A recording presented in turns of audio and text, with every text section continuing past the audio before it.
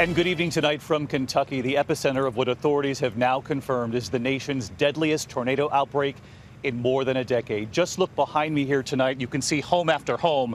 This is actually somebody's living room. That's a fireplace there, now completely exposed to the outdoors. The home completely torn apart. Right behind it, massive trees coming down on the next home, also destroyed. And this is what you see in neighborhood after neighborhood here. Homes have been leveled. More than 40 reported tornadoes pummeling 9 states, leaving a path of destruction across more than 200 miles. Tonight, thousands of Americans are without homes, and at least 88 lives have been lost in 5 states, most of them right here in Kentucky, while many others are still unaccounted for. And so the search goes on. President Biden will visit on Wednesday, promising, quote, "We're going to be there as long as it takes to help." Our drone camera tonight capturing the damage right here in Mayfield, Kentucky, shattered homes and businesses all around us. The tornado that struck here on the ground at least 128 miles across Kentucky alone. You'll remember the image of that flattened candle factory, crews with heavy equipment sifting through the wreckage, dismantling what remains there. Crews also at the First Christian Church tonight, removing the rubble of those walls that stood for 100 years, that organ, before the tornado tore them down. In neighborhood after neighborhood across the storm zone, families are returning now to shattered homes, picking up the pieces, neighbors and strangers alike lending a hand. Tonight here, the faces of some of the loved ones who've been lost, including a Kentucky judge, a 94-year-old Korean War veteran at an Arkansas nursing home, and a 2-month-old baby. We have witnessed so much heartbreak over the last couple of days here, but also resilience, including one man's remarkable survival after being trapped for hours under the rubble at that candle factory. In fact, for the first time right here tonight, he's describing what it was like to be trapped 15 to 20 feet below, covered with twisted steel and glass, and what the rescuers did to get him out. He wanted the chance right here tonight to say thank you. Tonight, the devastating images from above, revealing the scope of the devastation, even more widespread than feared here. This is now the deadliest tornado outbreak in the U.S. in more than a decade. More than 40 reported tornadoes across 9 states, and the death toll is rising. Tonight, at least 88 people killed across several states, at least 74 dead here in Kentucky. And tonight, the harrowing sight, what these tornadoes have done in town after town, where authorities are just now assessing the damage. 70 miles northeast of Mayfield, in Dawson Springs, Kentucky, total destruction in this part of town. Homes destroyed. In Marshall County, Kentucky, along Kentucky Lake, home after home reduced to piles of wood, trees sheared off, cars thrown everywhere. The entire neighborhood gone. These men standing on a home, the top sliced off. Tonight, Kentucky's governor describing it this way. The worst tornado event in the history of our Commonwealth. Our state was hit by at least 4 tornadoes. Thousands of homes are damaged, if not entirely destroyed. And it may be weeks before we have final counts on both deaths and levels of destruction. The governor choking up when discussing the ages of the victims. I know, like the folks in Western Kentucky,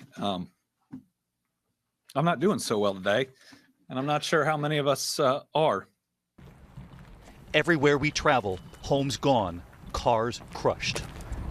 You can see this trailer just completely flipped over, and all you hear are saws going off in the distance and then a few beeps here and there, alarms, detectors going off in the debris. And tonight, after seeing those devastating aerials of the candle factory, we now hear what it was like to be trapped at the very bottom.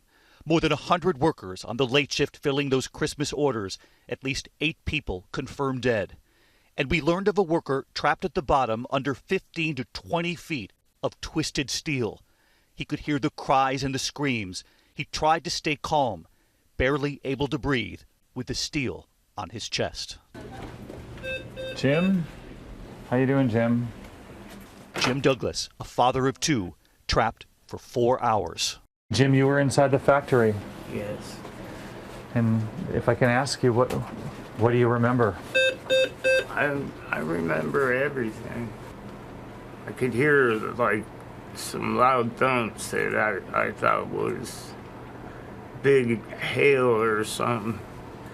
And then it's like the roof lifted up, and I was right next to a wall, and it's like the roof slammed down, and then the wall came down on top of me, hit me in the head, and knocked me on the ground, and people just screaming out for help and terrorized.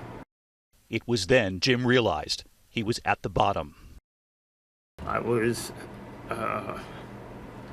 at the bottom of the pile and all the rubble. I'm guessing it was like 15, maybe 20 feet deep of rubble. So it was cutting off my breathing. I was able to get my arm right like this. Is the only thing I can move. Everything else was pinned, so I could kind of push myself up and get a breath. You were at the bottom of the rubble, you said. I was at the very bottom, and my face was sideways. His coworkers began to call out. People were asking, "Where are you? Where are you?" And I just call out, "Over here." A colleague named Shannon, not far from him, talking to him to keep him calm. She talked to me for probably, I don't know, maybe the better part of an hour, and then they got her freed. Rescuers began to cut away at the steel. They were trying to save Jim's limbs. They carefully went about cutting the pieces away from you, so they were saving your limbs. I believe it was steel studs and door frames and maybe even some iron beams from the roof. The rescuers then noticed a door frame filled with glass. They would have to pull Jim through it. They told him to close his eyes.